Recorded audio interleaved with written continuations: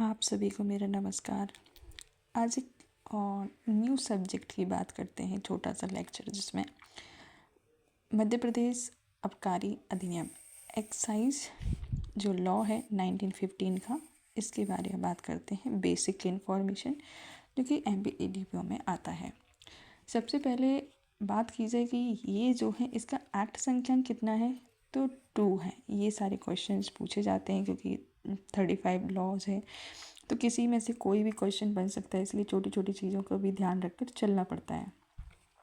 तो सबसे पहले इसका जो एक्ट संख्यांक कितना है वो 2 इसका एक्ट नंबर है। सन कौन सा है, 1959। इसमें शेड्यूल्ड की अगर बात की जाए तो 2 शेड्यूल्स हैं।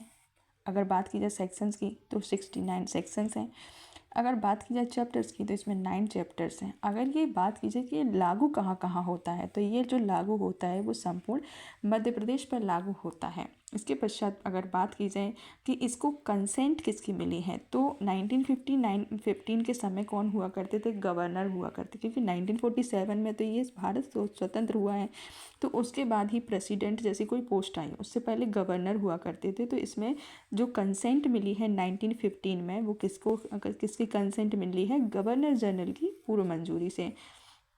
अगर बात की जाए इसके लागू होने के दिनांक क्या है, तो 1 जनवरी 1959 से ये कहाँ पर, संपूर्ण मध्य प्रदेश पर ये लागू है। इसकी अगर बात की जाए कि इसकी उद्देश्य क्या है इस कानून को बनाने का, तो मध्य प्रदेश में जो आबकारी यानी कि एक्साइज लॉ है उसको समेकित तथा संशोधित करने के हेतु अधिनियम। अगर बात की जाए कि इसका दूसरा उद्देश्य क्या है, तो जो मादक मदिरा है या मादक औषधि है, इसका आयात कर रहे हैं आप, निर्यात कर रहे हैं, परिवहन कर रहे हैं, विनिर्माण कर रहे हैं, विक्रय, कब्जे वगैरह है, इससे संबंधित जो विधि है उसको समेकित और संशोधित किया जाए। ठीक है, इस चीज़ के लिए इसका उद्देश्य बनाया गया है। फिर अगर बात की जाए चैप्टर 1 में जो बात की गई है वो अध्याय 1 है कि प्रारंभिक, जो कि सेक्शंस इसमें कहाँ से कहाँ तक है, तो फर्स्ट चैप्टर सेक्शन से लेकर इसमें 6 सेक्शन तक है। इसमें सबसे पहले बात की जाए संक्षिप्त नाम, विस्तार तथा प्रारंभ, तो वही जैसे कि हर लॉ का एक नाम होता है। इसका नाम है मध्य प्रदेश आबकारी अधिनियम 1915। इसका नाम है, संपूर्ण मध्य प्रदेश पर है और यह है मध्य प्रदेश में प्रवर्त होगा। नेक्स्ट है कि डेफिनेशंस देखते हैं कि डेफिनेशंस में, तो डेफिनेशन में सबसे पहले जो डेफिनेशन है वो 2(1) में डेफिनेशन दी गई है कि 2(1) में जो डेफिनेशन है बियर। अब बियर में क्या क्या आता है, तो इसमें एल भी आता है, स्टाउट भी आता है, पोर्टर है तथा समस्त अन्य किण्वित मदिराएं आती हैं जो किससे बनी है, सामान्यतः थव या माल्ट से बनी हो। जैसे कि किसी भी ड्रिंक को एक बनाने का प्रोसीजर होता है जो उससे बनाई गई हो, वो किस में आएगा, बियर में। अब दूसरी डेफिनेशन देखते हैं, बोतल भरना। अब बोतल आप किस चीज़ के लिए भरते हो, ऑब्वियसली नॉर्मल सी बात है कि विक्रय के प्रयोजनों के लिए तो आप बोतल को भरोगे, तो आप चाहे उसे पीपे में भर रहे हो या अन्य पात्र में, जिसमें बोतल में, घड़े में, कुप्पी या ऐसे ही अन्य पात्र में अंतरित करना। इसको अगर आप दोबारा से किसी बोतल को भरते हो तो वो भी बोतल में इंक्लूड होता है। फिर थर्ड में आता है मुख्य आगम प्राधिकारी। तो मुख्य आगम प्राधिकारी की जिसको किसके द्वारा, राज्य सरकार के द्वारा घोषित किया जाए कि मुख्य आगम प्राधिकारी कौन होता है। फिर 4 में बात करते हैं सामान्य मद्यपान गृह, जैसे कि कोई पब होता है या रूम्स वगैरह, बार वगैरह होते हैं, तो वहाँ पर जो उसका स्वामी होता है या प्रबंध वगैरह जो करने वाला होता है, नियंत्रण रखने वाला होता है, और जहाँ नॉर्मली कोई भी व्यक्ति आ जाकर उसमें ड्रिंक का सेवन कर सके, वो सामान्य मद्यपान गृह होते हैं।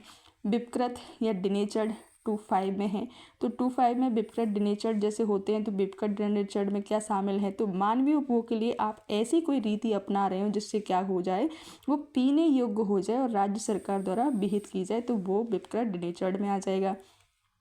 2 के 6 में एक्साइज जो आर्टिकल्स होते हैं वो, तो मानवीय उपभोग के लिए कोई भी अल्कोहल या मदिरा, मादक औषधि, और जो एनडीपीएस से रिलेटेड जो लॉ है उसके जो खंड धारा 2 है उसके खंड 15 में परिभाषा किसकी, अफीम की, और 18 में जो डेफिनेशन है पॉपी एस्टर, ये भी किस में आते हैं, एक्साइजेबल आर्टिकल में आते हैं 2(6) में।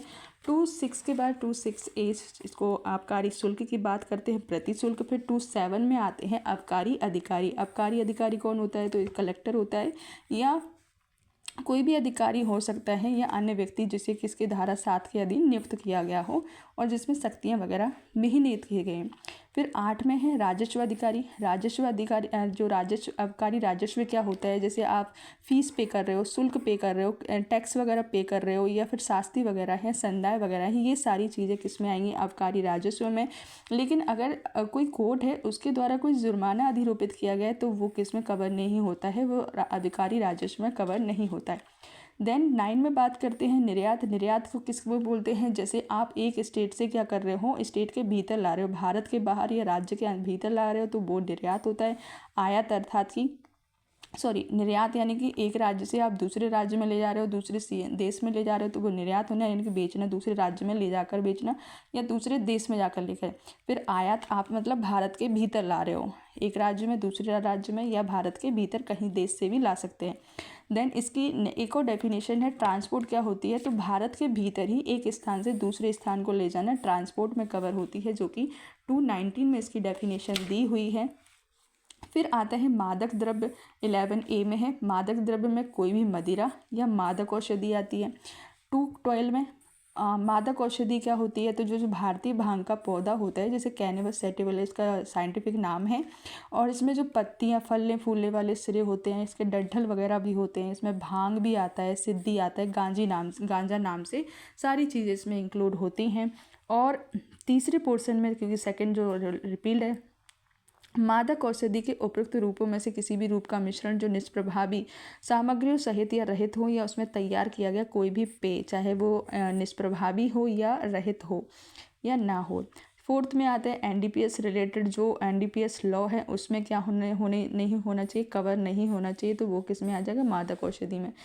13 मदिरा की बात करते हैं तो स्पिरिट भी आता है, शराब आती है, ताड़ी आती है, बियर आती है, सर ऐसे समस्त तरल पदार्थ जो अल्कोहल से बने हों या जिसमें अल्कोहल हो, जिसे राज्य सरकार द्वारा क्या किया जाता है, अधिसूचना द्वारा घोषित कर दिया जाए। 14 में विनिर्माण की परिभाषा है। 15 में स्थान है, स्थान में आप डेरा, घेरा, जलयान, बेड़ा, यान वगैरह है। 16 में विक्रय आप दान को छोड़ दो, दान के रूप में, दान के अतिरिक्त कोई भी चीज़ होती है तो वो विक्रय में ही आती है, क्योंकि आप एक व्यक्ति को पैसे के बदले कोई व्यक्ति आपको दे रहा है और आप उसे कोई चीज़ बेच रहे हैं तो वो विक्रय में आती हैं। 16 में। 17 में स्पिरिट क्या होता है, तो स्पिरिट से अभिप्रेत है आस्वन से अभिप्राप्त की गई कोई भी ऐसी मदिरा जिसमें मद्यसार हो, चाहे वह विकृत हो, अन्यथा नहीं। तो स्पिरिट में आस्वन से अभिप्राप्त की गई कोई मदिरा जिसमें मद्यसार हो, चाहे वह विकृत हो या अथवा नहीं। 18 में ताड़ का एक वृक्ष होता है और उसको चीरा लगाकर आप क्या करते हो, उसमें ताड़ रस खींचते हैं, चाहे वह किण्वित हो या अकिण्वित। और 19 में, जैसे कि हम पहले भी पढ़ चुके हैं, ट्रांसपोर्ट जो आयात निर्यात के साथ में डेफिनेशन पढ़ी थी 19 में, परिवहन। तो परिवहन ज्ञान मतलब राज्य के भीतर ही एक स्थान से दूसरे स्थान पर ले जाना, ये किस में कवर होता है, ट्रांसपोर्ट में। Thank you so much. आपको पसंद आए तो ज़रूर लाइक सब्सक्राइब वगैरह कीजिए। Thank you so much.